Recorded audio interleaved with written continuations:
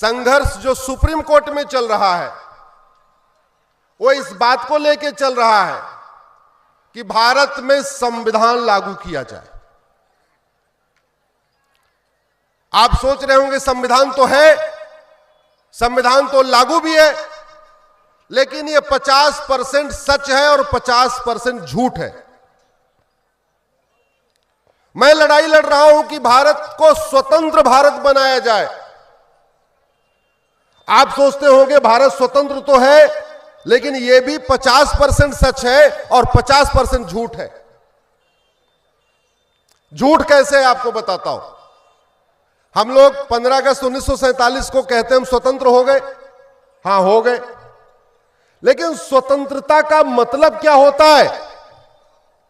स्वतंत्र, स्व मतलब स्वयं का, तंत्र मतलब सिस्टम।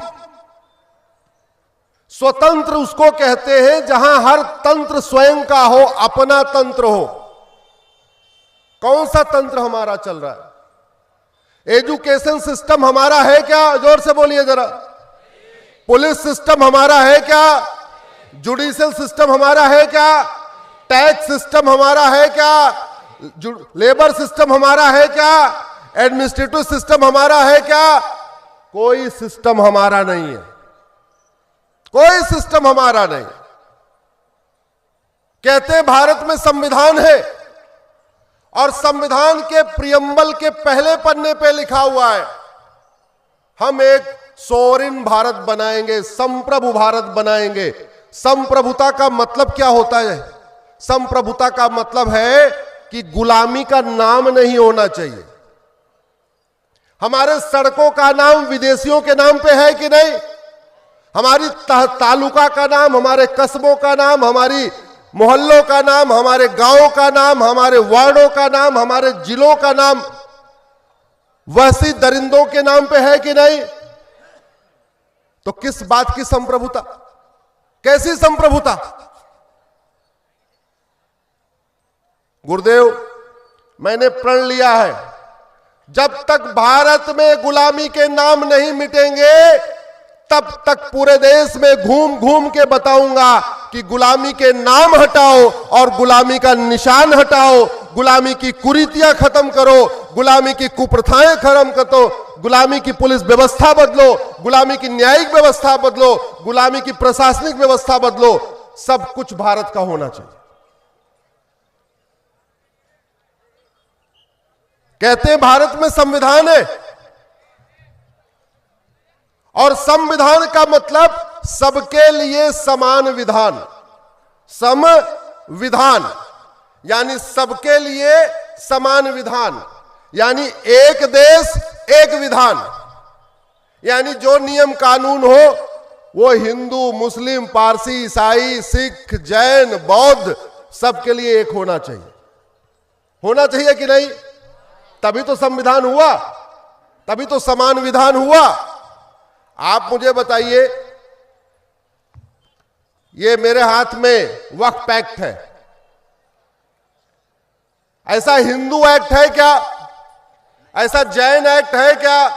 ऐसा बौद्ध एक्ट है क्या? ऐसा सिख एक्ट है क्या? नहीं। इस कानून में लिखा है वक्फ बोर्ड भी होगा, वक्फ ट्रिब्यूनल भी होगा। हिंदू बोर्ड हिंदू ट्रिब्यूनल है क्या? जैन बोर्ड जैन ट्रिब्यूनल है क्या? पारसी सिख बोर्ड सिख ट्रिब्यूनल है क्या? नहीं।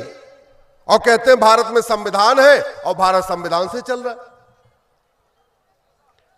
मैंने इस कानून को कोर्ट में चैलेंज किया हुआ है और इस कानून को बचाने के लिए पूरे बड़े वकीलों की फौज उतर आई है। इस घटिया कानून को बचाने के लिए बड़े बड़े दिग्गज वकीलों की फौज आ गई है कोर्ट में। उसमें कोई भूतपूर्व कानून मंत्री है, कोई भूतपूर्व गृह मंत्री है, कोई भूतपूर्व वित्त मंत्री है, कोई भूतपूर्व विदेश मंत्री है। वो कह रहे हैं ये कानून चलना चाहिए। एक तरफ कह रहे हैं भारत में संविधान होना चाहिए, संविधान को खतरा है। आप बताओ, संविधान को इस कानून से खतरा है कि नहीं? अरे ये भारत के संविधान में तो WAQF वक्फ नाम का शब्द ही नहीं है। भारत का संविधान में वक्फ बोर्ड शब्द ही नहीं है, वक्फ ट्रिब्यूनल नाम का शब्द ही नहीं है, उसके बाद भी वक्फ बोर्ड चल रहा है। यह कानून बनाया था भारत में लैंड जिहाद को प्रमोट करने के लिए, भारत में लैंड जिहाद हो उसी के लिए यह कानून बनाया। पहले नेहरू ने बनाया, बाद में इंदिरा गांधी ने मजबूत किया, बाद में राजीव गांधी ने मजबूत किया, बाद में मनमोहन सिंह ने मजबूत किया, बाद में उसको नरसिम्हा राव ने मजबूत किया, फिर मनमोहन सिंह जी ने मजबूत कर दिया।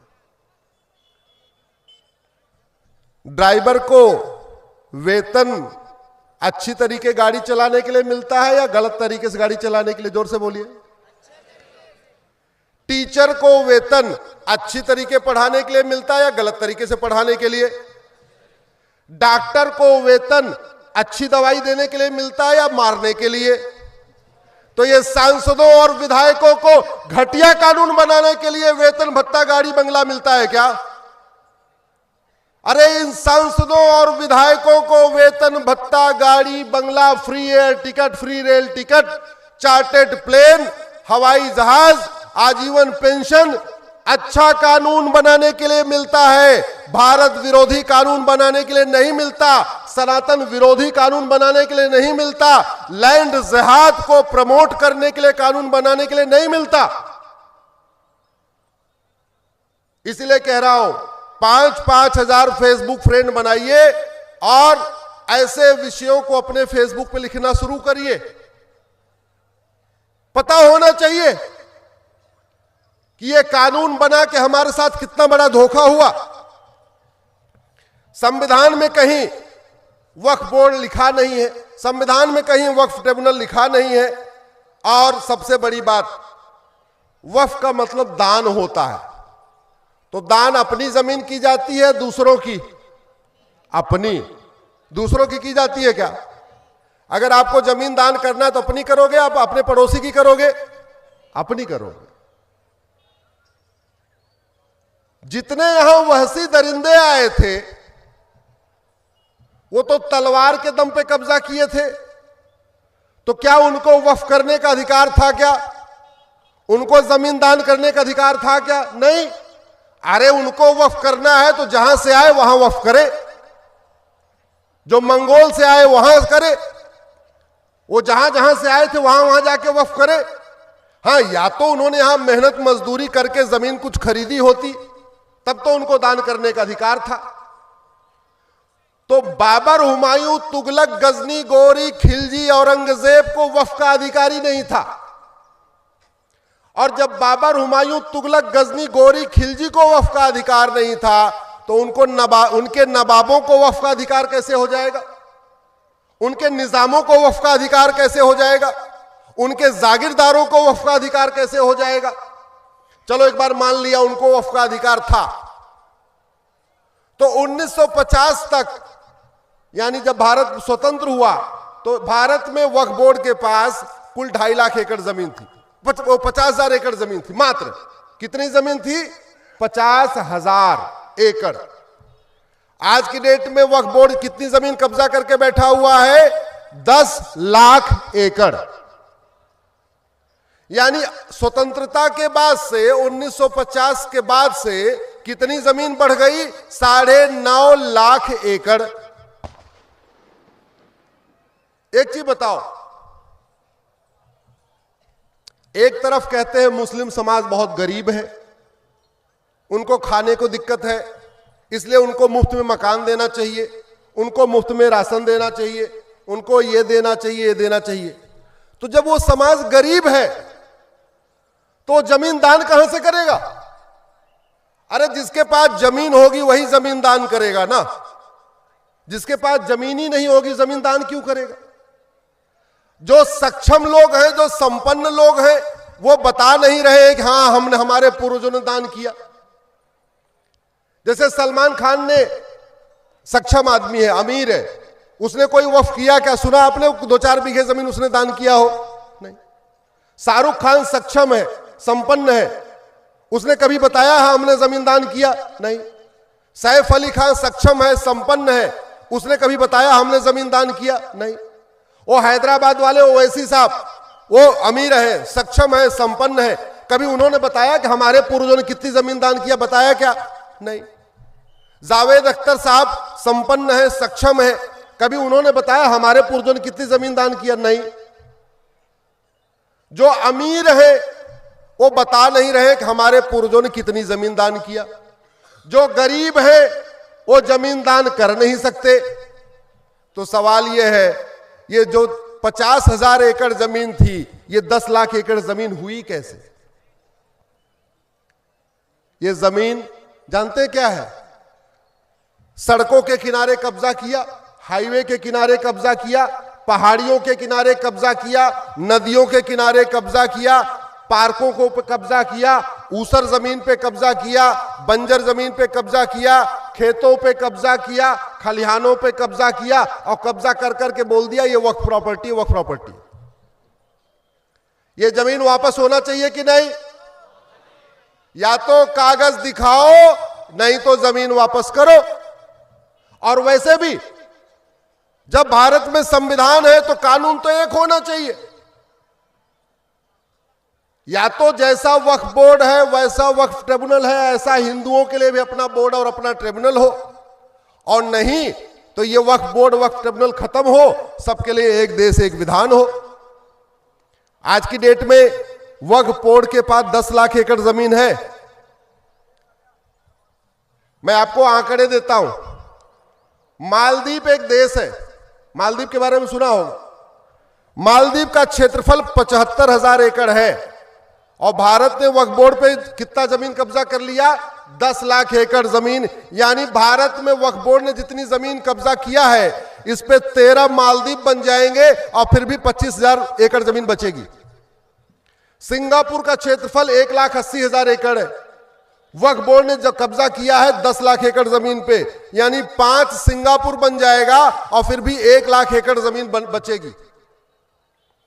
बहरीन का क्षेत्रफल 1,90,000 एकड़ है, वक्फ बोर्ड ने 10 लाख एकड़ जमीन पे कब्जा कर रखा है, यानी 5 बहरीन बन जाएगा, फिर भी 50,000 एकड़ जमीन बचेगी। हांगकांग का क्षेत्रफल 2.5 लाख एकड़ है, यानी भारत में वक्फ बोर्ड ने जितनी जमीन कब्जा कर रखा है, इस पे 4 हांगकांग बन जाएगा। डेनमार्क का क्षेत्रफल 3,35,000 एकड़ है, यानी भारत में वक्फ बोर्ड जितनी जमीन कब्जा किया है, इस पे 3 डेनमार्क बन जाएगा। फिनलैंड का क्षेत्रफल 3,90,000 एकड़ है, यानी भारत में वक्फ बोर्ड ने जितनी जमीन कब्जा किया, उस पे 2 फिनलैंड बन जाएगा और 2 मालदीव बन जाएगा। मॉरिशस का क्षेत्रफल 5 लाख एकड़ है, वक्फ बोर्ड के पास 10 लाख एकड़ है, यानी 2 मॉरिशस बन जाएगा। दुनिया के 50 देशों का क्षेत्रफल 10 लाख एकड़ से कम है। तो जो दुनिया के 50 देशों का क्षेत्रफल है, उतना जमीन वक्फ बोर्ड पे कब्जा करके बैठा हुआ है।